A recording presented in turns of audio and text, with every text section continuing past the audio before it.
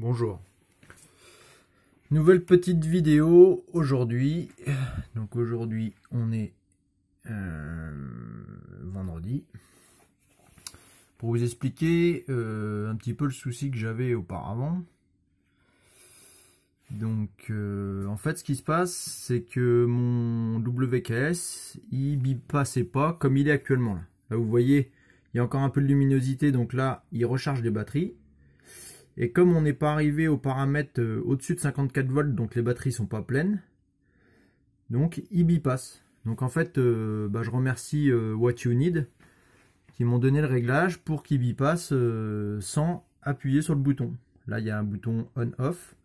Je vais vous faire voir tout à l'heure. Donc là, qu'est-ce que j'ai comme paramètre? En fait, pour que ça fonctionne, moi, ce qui m'intéresse, c'est que quand il y a du soleil, il recharge les batteries. Quand les batteries sont pleines, il utilise des batteries pour alimenter la maison. Par contre, ce que je veux jamais, c'est que le réseau recharge les batteries pour alimenter la maison. Une sorte de floating. Donc je vais vous faire voir les paramètres qu'ils m'ont dit de mettre. Donc, pour que ça fonctionne de cette manière, donc ça c'est paramètre 0. Paramètre SBU. Donc ça, il était réglé comme ça. Ça c'est bon, ça veut dire solaire, batterie et utilitaire. Donc le solaire est prioritaire, après c'est batterie, après c'est utilitaire. Donc là 30 ampères, ça je sais plus ce que c'est. AGN, ça doit être mon type de batterie, puisque moi c'est des gels. Après, le paramètre qui nous intéresse c'est celui-ci, le 10. Donc moi il était réglé en auto comme ça. Donc là ils me l'ont fait mettre en éco. Donc par exemple là je l'ai mis en auto, je vais vous faire voir ce qui se passe. Donc il est enregistré, tac, je reviens en arrière, regardez ce qui se passe. Là, c'est ce que je voulais, c'est ce que j'aimais pas qui se passe avant. C'est-à-dire que là, il y a du soleil, donc avec le peu de soleil qu'il y a, ça recharge mes batteries et ça alimente mon réseau. Mais aussi le réseau, il passe par les batteries pour alimenter la maison. Donc là, vous avez une consommation du réseau. Moi, mon but, c'est plutôt de faire des économies que d'utiliser l'énergie du réseau pour recharger les batteries alimentées. Donc en bypass, donc là, vous allez voir que quand je vais remettre en éco, donc là, je vais revenir dans les paramètres. Tac, donc je retourne au paramètre 10. Là, quand je remets en éco, tac, je valide, je reviens. Là, vous allez voir qu'il va rebipasser. Hop, là, il bipasse. Donc, en fait, l'énergie pour alimenter, comme là, mes batteries sont en cours de charge, elles sont pas pleines. Donc là, il utilise le réseau pour alimenter la maison. Quand je serai, donc là, c'est ma, ça c'est l'année, ça c'est ma production d'aujourd'hui, 944 Wh. Comme il y a eu, c'est l'hiver et pas beaucoup de soleil. Et ça, c'est ma tension. Donc, en fait, il faudra que je sois à 54 volts, qui est le paramètre 16, je crois, pour que je passe en batterie pleine. Et à ce moment-là, il utilisera les batteries pour alimenter la maison. Donc, en ce moment, c'est un peu délicat d'arriver à 54. Mais on peut y arriver par quelques astuces. Donc là, voilà. Et là, je vous fais voir l'autre réglage qu'ils m'ont fait changer.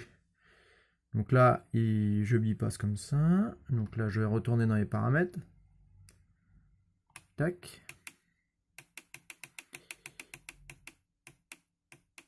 Après, voilà, le paramètre 12. Donc ça, c'est la tension basse. À 46, quand la batterie baisse à 46, il bypass.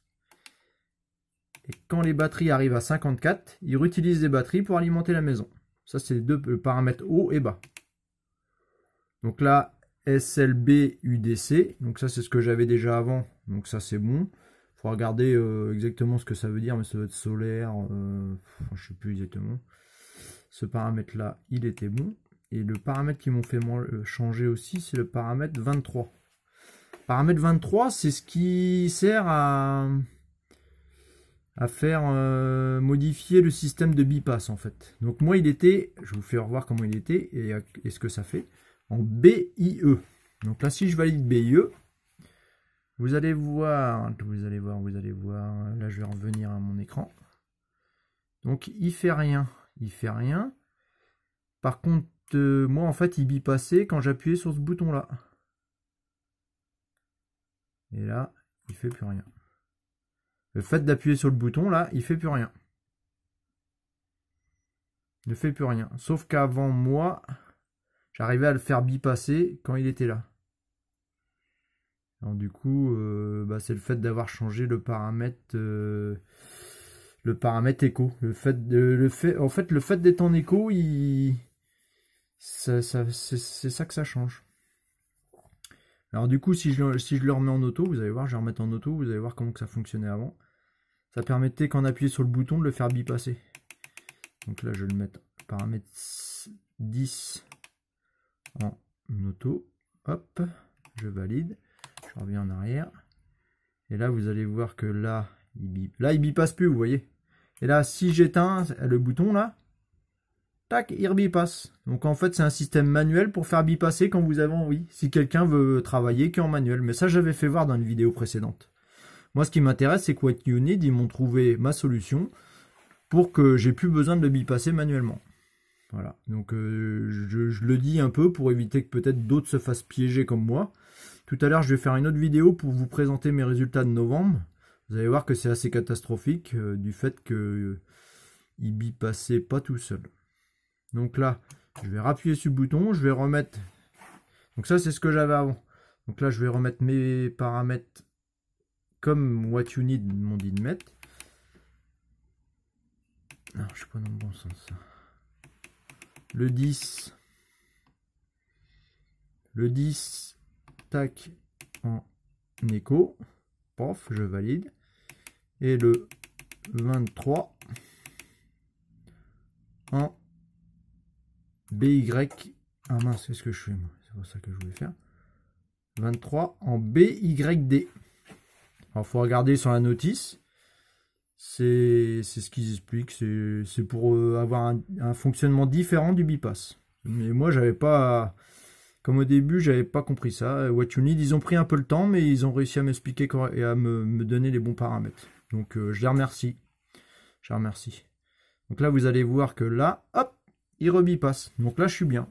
Et quand mes batteries vont arriver à 54, donc quand mes batteries seront pleines, enfin au paramètre 13, quand ils vont arriver au paramètre 13, vous pouvez le baisser, le paramètre 13. Vous mettez la valeur que vous voulez. Peut-être que l'hiver, il faudrait le baisser. Parce qu'elles ont beaucoup de mal à monter à 54 vu qu'on a très peu de soleil. Moi, j'ai que 6 panneaux solaires. Et vous avez vu ma production aujourd'hui, même pas 1 kWh. Donc voilà. Voilà ce que je voulais vous faire voir. Ça peut éviter peut-être à d'autres de se faire avoir. Eh bien, je vous refais une petite vidéo après pour vous présenter les résultats.